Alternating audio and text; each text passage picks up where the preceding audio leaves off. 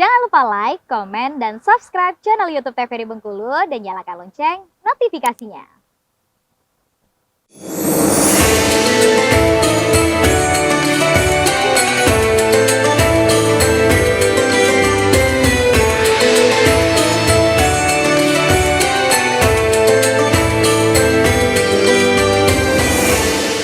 Pemirsa, terima kasih Anda masih bersama kami dalam Mutiara Kolbu dengan tema kita kali ini mengenai bahaya penyakit lisan. Masih bersama kita ibu-ibu dari Majelis Taklim Nur Anissa dan juga Umi Yusnelma.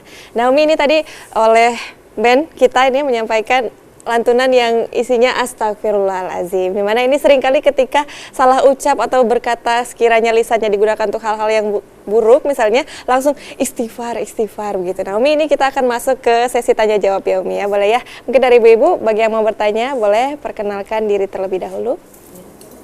Silahkan Ibu. Assalamualaikum warahmatullahi wabarakatuh. Waalaikumsalam warahmatullahi wabarakatuh. Sebelumnya saya ucapkan terima kasih kepada Ustazah yang telah memberi materi mengenai bahaya penyakit lisan. Dan selanjutnya adalah saya Ibu Darsih dari Majelis Taklim Nur Anissa. Ada seberkas pertanyaan yang akan kami utarakan ya Ustazah, mohon izin. Bahaya penyakit lisan. Lisan kita itu tidak bisa kita hindari dari kegiatan kita sehari-hari.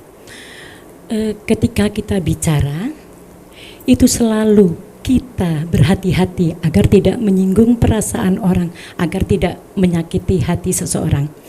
Jadi biasanya kita berbicara itu berpikir dulu baru berbicara. Karena selalu kita harus berhati-hati. Tapi ada juga seseorang yang dia terlalu berbicaranya itu terlalu tidak berhati-hati, sering menyakiti. Jadi dia berbicara dulu, ngomong dulu, baru berpikir. Itu kadang-kadang mengakibatkan fatal bagi kita ya, pendengar. Jadi bagaimana Ustazah cara kita menghindari hal itu? Sebab hampir tiap hari kita dengar selalu begitu. Udah berusaha ya, saya ngomong tuh hati-hati biar nggak menyinggung hati seseorang. Tapi masih diulangi. Jadi mohon pencerahannya Ustazah, terima kasih. Baik, terima kasih Bu Darsi sudah bertanya. Ini Ustazah gimana ini Ustazah? Mungkin bisa langsung dijawab ya Ustazah. Ini bagaimana supaya ini nggak kekontrol lagi, udah lisan duluan baru kepala ya Ibu tanpa disengaja sebetulnya. Itu gimana Ustazah? Silakan Ustazah. Ini penyakit ya Ibu ya, penyakit yang memang lisan ya, emang udah istilahnya penyakitnya udah stadiumnya udah mungkin udah luar biasa ya, udah berat gitu.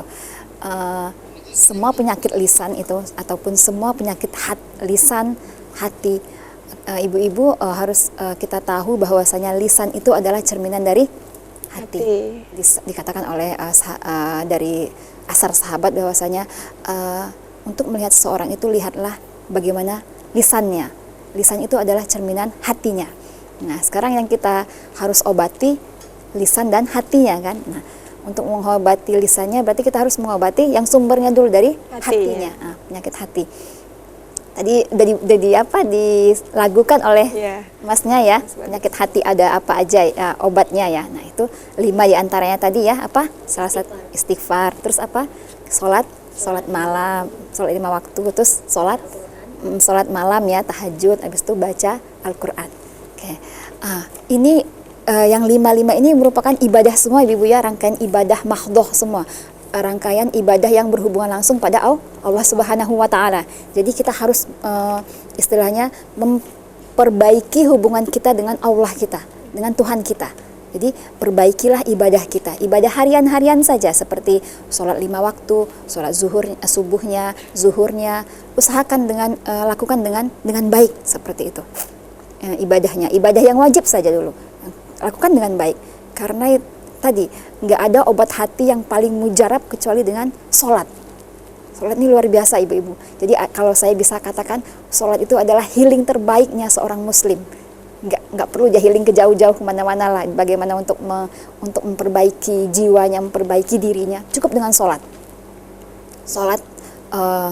Lakukan sholat dengan baik, dengan benar, sesuai dengan tuntunan syariat kita, bagaimana tuntunan fikih mengajarkan sholat yang baik, dari rukunnya, dari syarat wajibnya, dari syarat syahnya.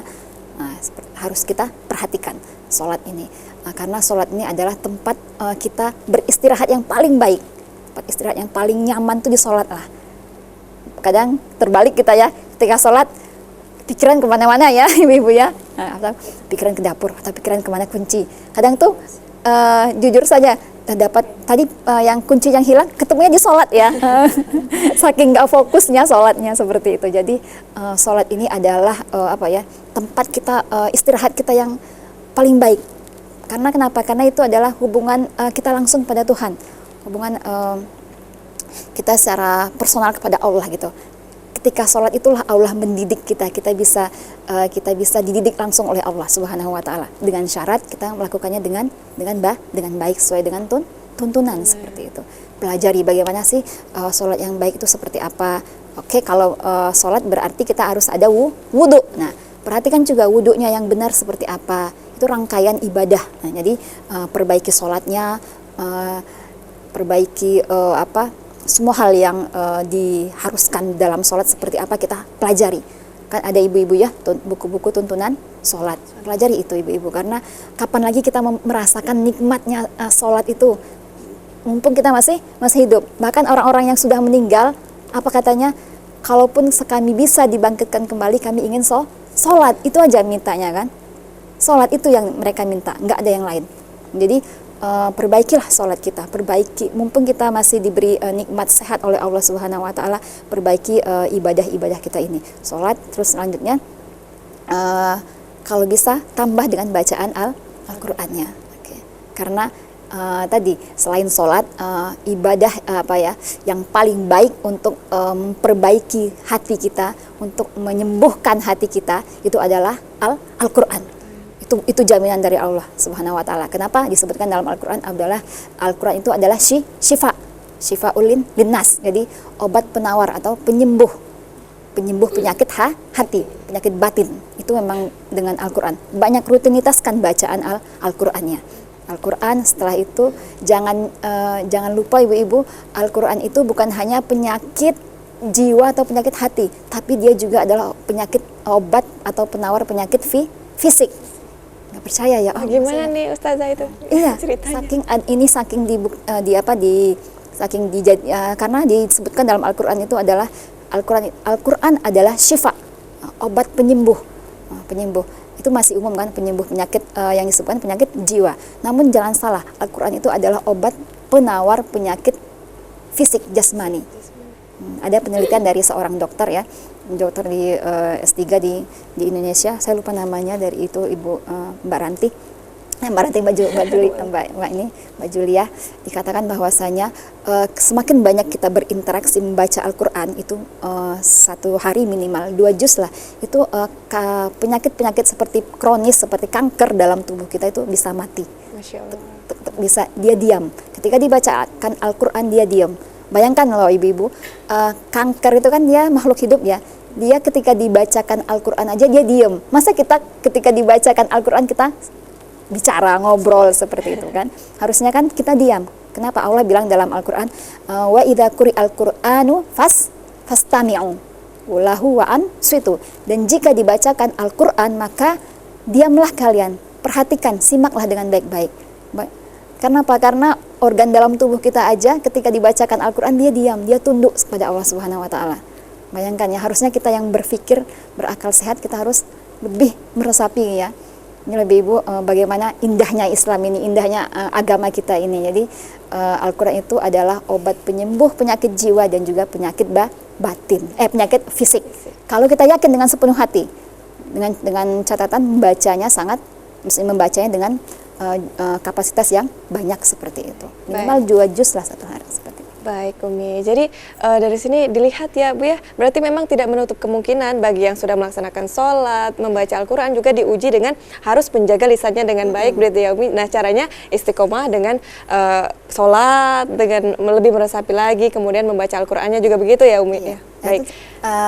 Ketika sholat itu dia usahakan lakukan dengan khusyuk seperti itu. Begitu ya? Karena ruhnya sholat itu adalah khusyuknya. Tapi kalau sholat itu kan badannya ya. Nah, ruhnya apa? Yaitu khusyuknya. Kalau nggak ada dapat khusyuknya, kita nggak bisa menikmati indahnya sholat seperti itu. Baik. Bisa dicoba ibu-ibu ya. Ketika kita lagi stres, lagi pusing, sholatlah banyak-banyak. Kita akan merasakan bagaimana segarnya diri kita, pikiran kita seperti itu. Baik, terima kasih Ustazah. Ibu-ibu nanti akan kita lanjutkan lagi ya sejadah pariwara berikut ini. Pemirsa jangan kemana-mana, tetap bersama kami dalam Mutiara Kolbu.